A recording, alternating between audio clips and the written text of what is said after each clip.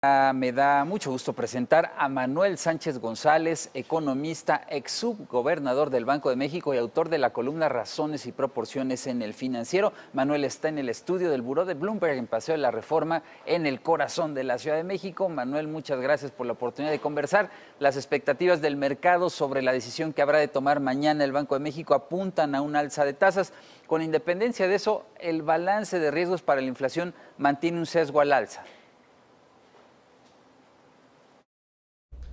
Sí, yo creo que se ha deteriorado el balance de riesgos. Todavía hay buenas posibilidades de que el Banco de México tome medidas oportunas para que se regrese la inflación, pero sí ha habido presiones al alza, tanto en la inflación observada como en las expectativas de inflación. Entonces, sí se ha deteriorado desde mi punto de vista el balance de riesgos. La reciente volatilidad del peso mexicano, producto en buena medida de las dudas sobre las decisiones que tomará la administración entrante, ha generado preocupaciones sobre un posible traspaso a los precios. ¿Hay riesgos de efectos de segundo orden en la inflación? Bueno, Víctor, siempre hay riesgos de segundo orden a partir de un traspaso del tipo de cambio a los precios. El banco ha sido bastante cauteloso respecto a esa posibilidad y por eso es que me parece ha actuado de una manera preventiva y muy firme para combatir esa posibilidad, y creo que hasta el momento no ha sido el principal problema de la inflación, una generalización o una evidencia de efectos de segundo orden. Lo que estamos viendo son más que nada resultado de ciertos choques adversos, en particular, como lo sabes, de parte de los precios de los energéticos, que han mantenido relativamente rígida la inflación subyacente, que es una de seguramente las preocupaciones del Banco de México. En este momento de condiciones adversas en los mercados, con señales un tanto confusas sobre la actuación de la nueva administración, ¿qué papel jugará el Banco de México como contrapeso de las decisiones de política económica del próximo gobierno? Yo quisiera más bien pensar de que el Banco de México tiene un objetivo muy claro, constitucional, que es velar por la permanencia del poder adquisitivo de la moneda, es decir, el control de la inflación. El mandato del Banco de México es explícito, no tiene ninguna duda, ese es el mandato prioritario. Y en ese sentido es que estoy seguro que la Junta de Gobierno va a seguir apuntando cualquier medida de política monetaria para alcanzar ese objetivo. Si este objetivo actúa como contrapeso o no, yo creo que es una consideración un poco fuera del ámbito de la política monetaria. Creo que es importante evitar un riesgo de creer que el Banco de México puede compensar deficiencias en algunos otros ámbitos de la política económica.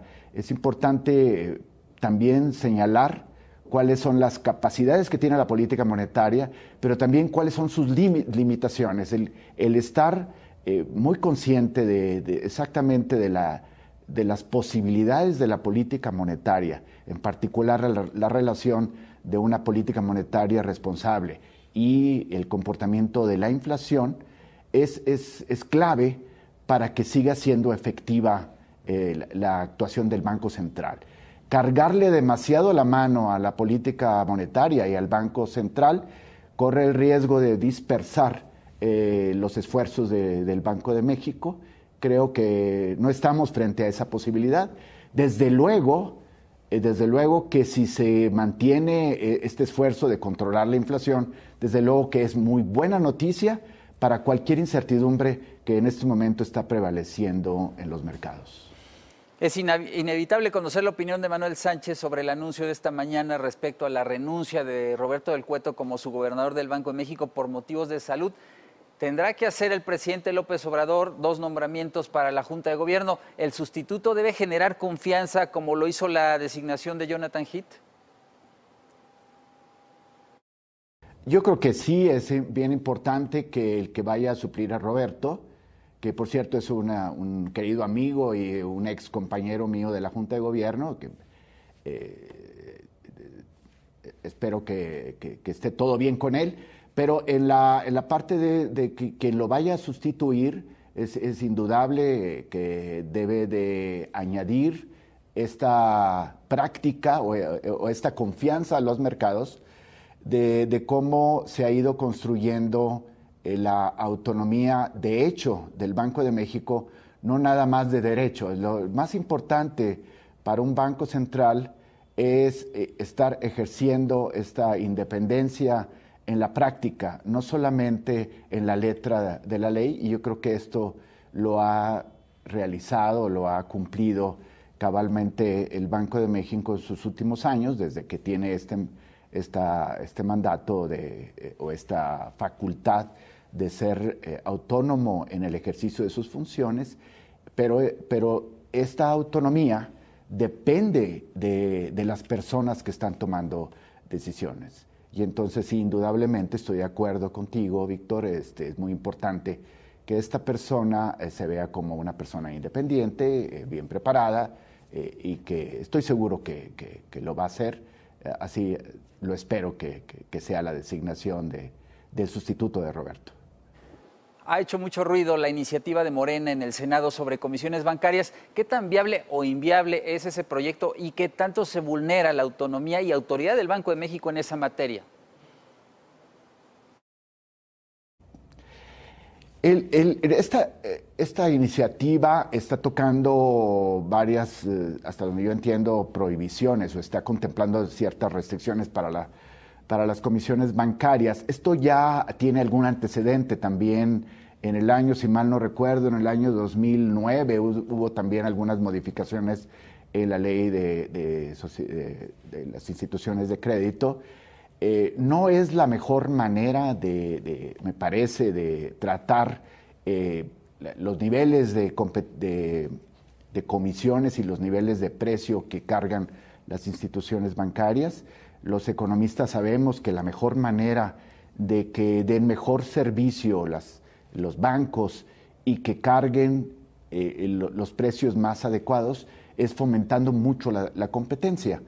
De manera que este tipo de caminos de ir restringiendo algunos precios, lo que hace es que probablemente genera ciertas distorsiones y que los bancos carguen por otro lado lo que están ofreciendo en materia de servicios. De manera que desde el punto de vista económico no parece ser lo más recomendable. Y el Banco de México tiene la facultad de regular ampliamente el sistema bancario, pero no es la única institución que puede hacerlo. Y desde luego el Congreso de la Unión tiene facultades para legislar. Yo diría que la independencia y la autonomía del Banco de México puede ser preservada, como de hecho se ha preservado en el pasado, en el ejercicio de sus facultades, en particular en lo que es esencial, que es no dar financiamiento inflacionario al gobierno federal e ir persiguiendo sobre todo ese objetivo prioritario, que es el control de la inflación. Bien, Manuel Sánchez, muchísimas gracias por los comentarios. Encantado, Víctor. Gusto saludarte.